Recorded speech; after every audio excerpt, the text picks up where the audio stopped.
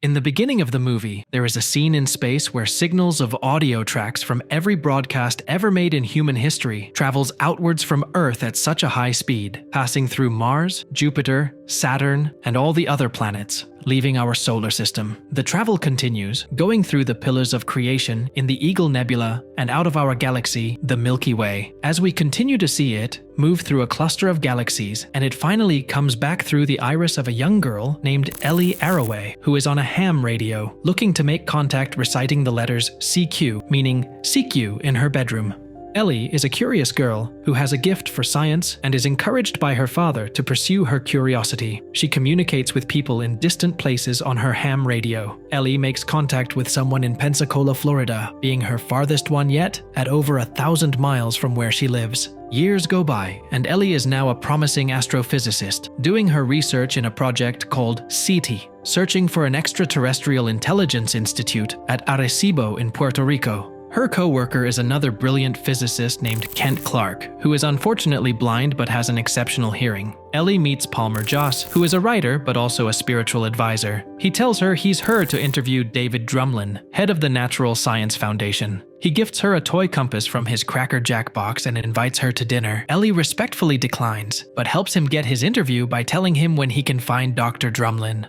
Few days later, Drumlin arrives and they all go to an office party at night. Palmer shows up at the party and meets Ellie once again. They chat for a while and leave the party to be alone. There they share a kiss and shortly after sleep together. At that time, he sees a picture of Ellie and her father. She then tells him he died when she was 9 years old and lost her mother when she was born.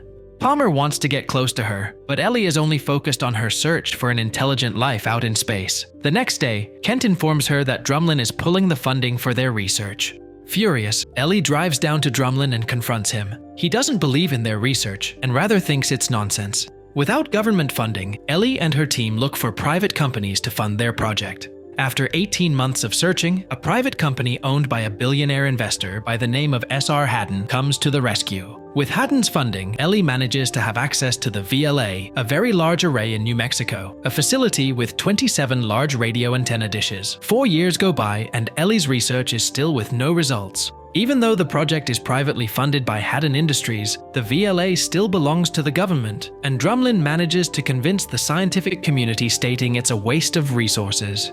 Giving her only 3 months until the paperwork goes through before they shut down her project. Ellie is still determined in her pursuit of the project and says she'll do it alone if she has to. That evening, while listening intently, Ellie hears a powerful radio signal, which sounds like a heartbeat coming from space. Holy shit.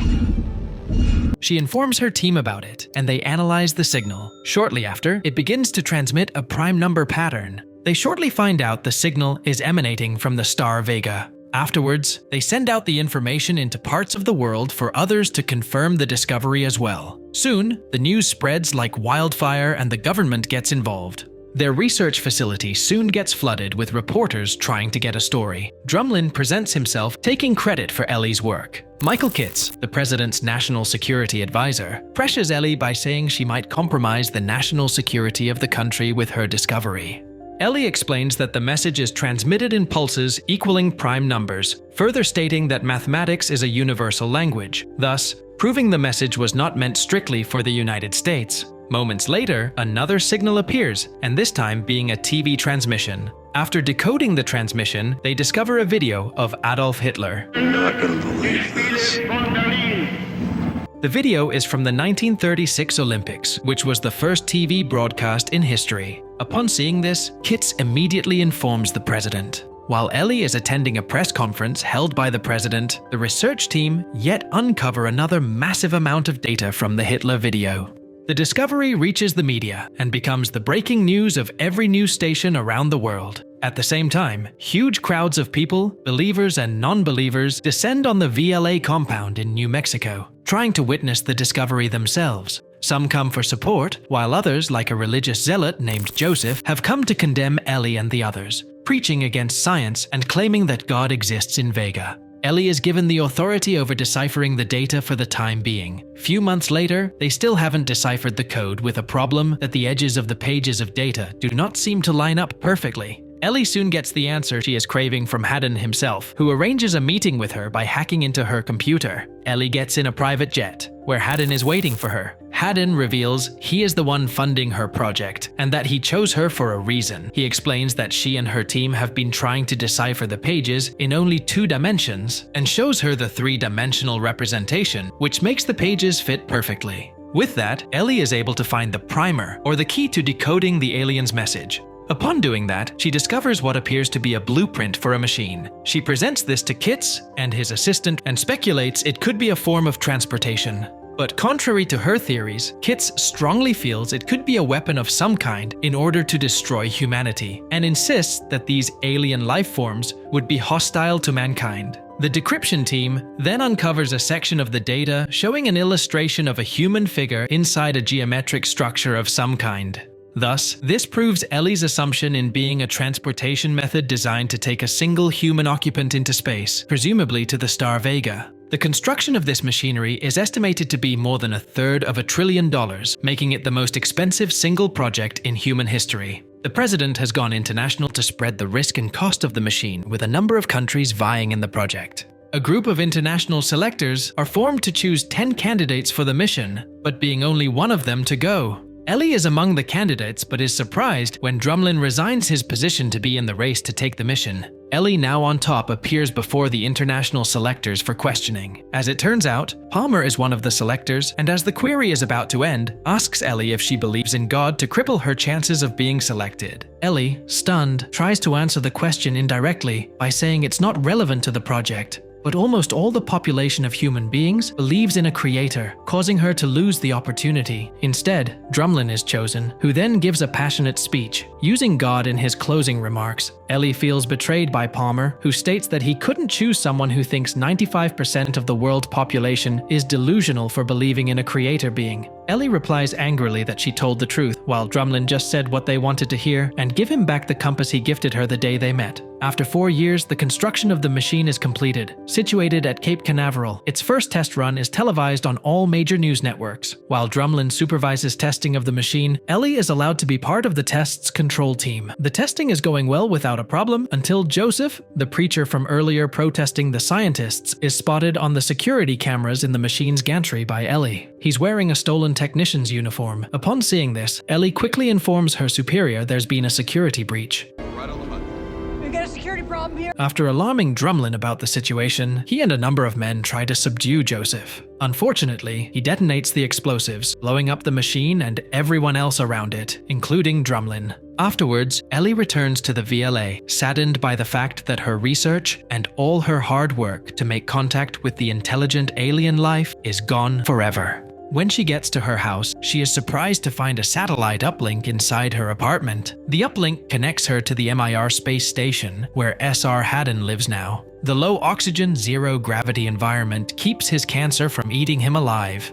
To her surprise, he lets her know that his company had secretly built another machinery of the same kind on the island of Hokkaido in Japan, and that he wants her to take the trip this time. Afterwards, Ellie gets flown to the location where she meets the operating team. She then gets briefing of the survival gears and also a suicide pill in case she is marooned in space. Shortly after, Palmer arrives and apologizes for what he did, explaining he didn't want to lose her, and puts the compass back in her hands. Ellie gets in the transport pod with her spacesuit, and the operation team turns on the machine. Palmer brings Kent into the operating room to give Ellie some comfort, which indeed works. The process runs smoothly until they lose communication during the final seconds of countdown. Ellie, however, is completely fine and keeps telling them she is okay to go. The mission director, thinking something's wrong, is about to abort the process, when luckily, Kent hears Ellie saying she's okay to go and assures the director to continue. The pod is launched into the center of the machine, where she appears to travel through several wormholes, getting closer and closer to the star, Vega. Ellie continues to record her experience, and after some time, she lands on what looks like a beach, similar to the one she drew of Pensacola as a little girl.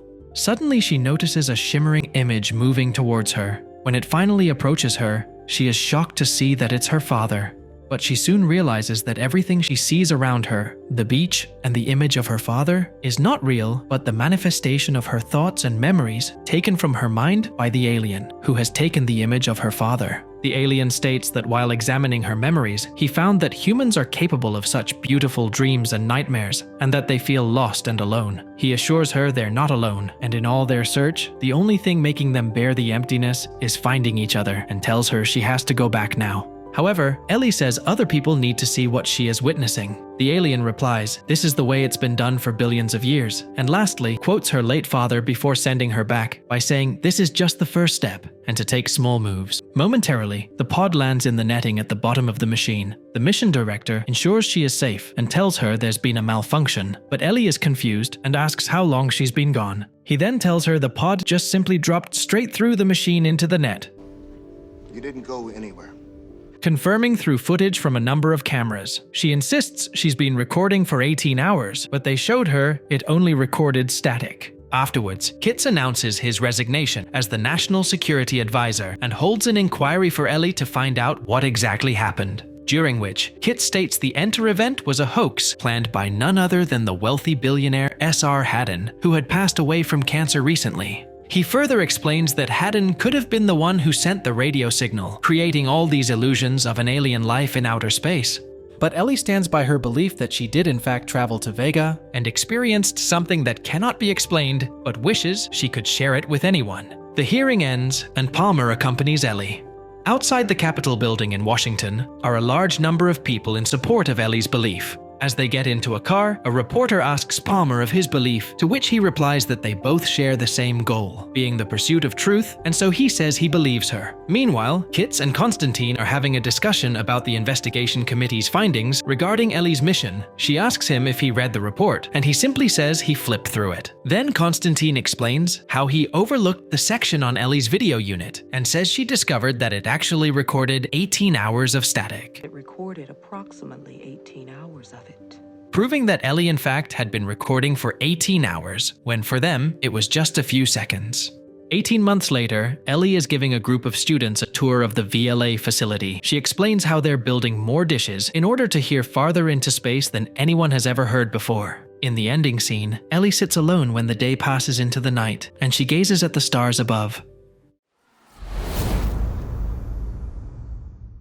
The movie opens with a narration from Louise. We hear her talking to her young daughter about memory and time. In a time-lapse, we see Louise raising her daughter from infancy to her teenage years. Throughout the years, we see the relationship between Louise and her daughter going through changes. One day, Louise gets horrible news about her daughter. Her daughter has been diagnosed with cancer, and a few months later, she dies. The narration continues as we see Louise walking into a building. She tells us about the simplicity of linear time. She then talks about the day that defined her life, the day the aliens arrived. Louise is a linguist professor. She arrives to an almost empty room. She starts her lecture, but soon everyone's phone starts buzzing. One of her students asks her to open the news, and the TV is reporting about a mysterious object landing in Montana, as well as in at least 8 other countries around the world. Class is immediately dismissed and everyone goes home. Louise continues listening to the news. The objects are seen on the TV, spread across the world with no obvious link between the locations they've landed on. Governmental agencies report that they have protocols for such scenarios, but Louise looks unfazed by the situation and falls asleep in front of the TV. Few days later, Louise is approached by Colonel Weber. He asks her to translate something for them again and puts a recorder on the desk. The recording is of a human team trying to communicate with the aliens. She only hears murmurs from aliens,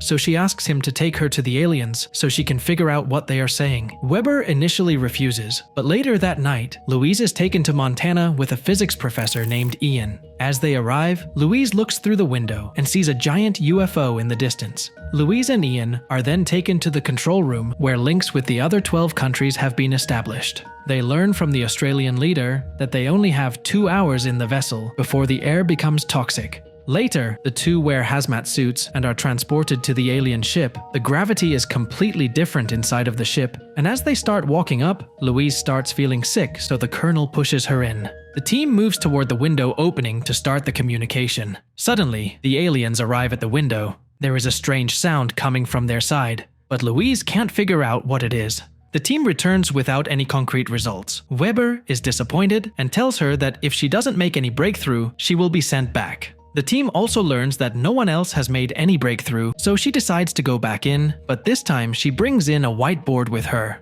She writes down the word human and approaches the creatures, hoping that communication would be easier in written form. Suddenly, the creatures disappear, and when they reappear, they start writing back in their own language. They show her one symbol, and then a few more as well. This is the first time the aliens have communicated, and Weber gives her more time to figure out her vocabulary, but she doesn't have a long time, because countries like China have decided to take a different approach with the aliens. The Chinese general has announced he plans to take military action against the aliens if they don't leave. For now, the US government is stalling him, but it is a matter of time before something bad happens. The next day, Louise and Ian return to the ship. This time, she writes down her name, and the aliens respond with the first symbol, just slightly altered.